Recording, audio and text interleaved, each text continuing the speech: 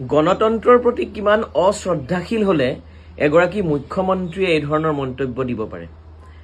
আজি 108ৰ যে মৃত্যুঞ্জয় সেৱা, সেই মৃত্যুঞ্জয় সেৱাক লৈ যে আন্দোলন চলি আছে, সেই আন্দোলনৰ পৰিপ্ৰেক্ষিতত মুখ্যমন্ত্ৰীয়ে আজি এটা বক্তব্য দিছে যে আলোচনা তেওঁ আচলতে আগ্ৰহী নহয় আৰু চিধাই আচলতে চাকৰিৰ পৰা এই কৰ্মৰত এই প্ৰতিবাদী যুৱকসকলক 108 ছাৰ্ভিচৰ যিসকল যুৱক যিসকলে আন্দোলন কৰি আছে তেওঁলোকক ওলাই যাবলৈ কৈছে।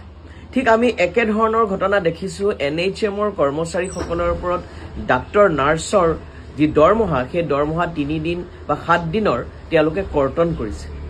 এই চৰকাৰখনৰ যিটো দম্ভ, যিটো তেওঁলোকে সেই দম্ভ মুকলিকৈ তেওঁলোকে দেখুৱাইছে আৰু ৰাইজক আচলতে মুকলিকৈ প্ৰত্যাহ্বান জনাইছে যে আপোনালোকে আন্দোলন কৰি থাকক, আপোনালোকে যি মন যায় কৰি থাকক, আমি আপোনালোকৰ কথা নুশুনো।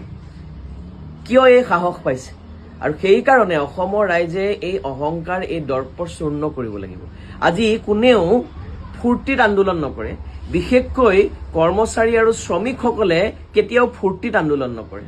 কাৰণ তেওঁলোকৰ যি দাবী, সেই দাবীসমূহলৈ যদি চাওঁ অতি যুক্তিসংগত দাবী, আৰু সেই যুক্তিসংগত দাবীক লৈ পেলাই চৰকাৰখনে আলোচনাত বহিব লাগিছিল, তেওঁলোকৰ কথাখিনি শুনিব লাগিছিল, কি ধৰণেৰে এক সমাধান সূত্ৰ উলিয়াব পাৰি সেই কথা বিচাৰ কৰিব লাগিছিল। আৰু দাবী হৈছে চাকৰি নিয়মীয়াকৰণৰ দাবী। আজি লেবাৰ কোড আনি এতিয়া কেন্দ্ৰীয় চৰকাৰে আৰু বিজেপি চৰকাৰৰ সামগ্ৰিক নীতিটোৱে হৈছে কণ্ট্ৰেকচুৱেলাইজেশ্যন। নিয়মীয়াকৰণ তেওঁলোকে কৰিব নিবিচাৰে, তেওঁলোকে মজুৰি বৃদ্ধি কৰাক লৈ তেওঁলোক ইণ্টাৰেষ্টেড নহয়।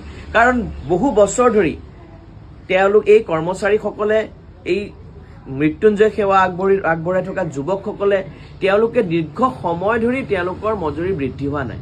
আজি ন্যূনতম মজুৰিৰ পৰা শ্ৰমিকসকলক, এই ধৰণেৰে যুৱকসকলক তেওঁলোকক ন্যূনতম মজুৰিৰ পৰা বঞ্চিত কৰি ৰাখিছে। আৰু আজি সম্পূৰ্ণভাৱে এইখন চৰকাৰে গণতান্ত্ৰিক প্ৰমূল্যক ভেঙুচালি দেখুৱাইছে। সেইকাৰণে এই সময় সমাগত আচলতে যে মুখ্যমন্ত্ৰীয়ে যিটো প্ৰত্যাহ্বান দিছে যে আপোনালোকে যি মন যায় কৰি থাকক, আমি কোনো ধৰণৰ আলোচনা নকৰোঁ, আচলতে সেই কথাই তেওঁ আওপকীয়াকৈ ক'ব বিচাৰিছে।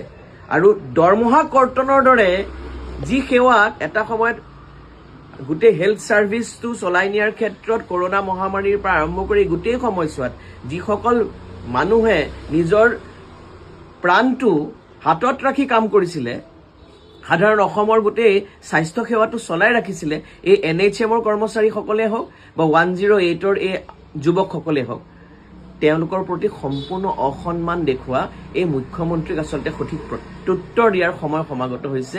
এই আন্দোলন নিশ্চয় আপোনালোকে জোৰদাৰ কৰক। অসমৰ মানুহ হিচাপে, আমি দায়বদ্ধ নাগৰিক হিচাপে এই আন্দোলনৰ প্ৰতি আমি সমৰ্থন আগবঢ়াব লাগিব আৰু আমি সমৰ্থন আগবঢ়াইছোঁ।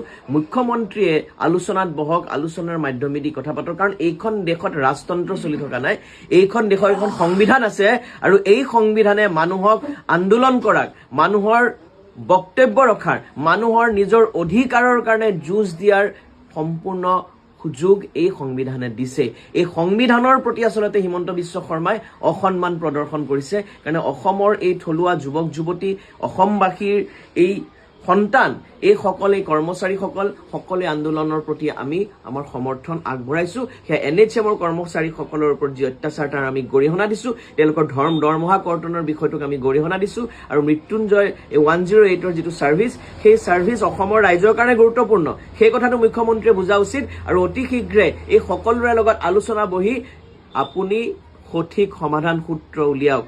কেৱল হিতাধিকাৰীৰ ৰাজনীতিৰ জৰিয়তে নিজৰ ভোট বেংক শক্তিশালী কৰি আপুনি সদায় চলি যাব নোৱাৰে।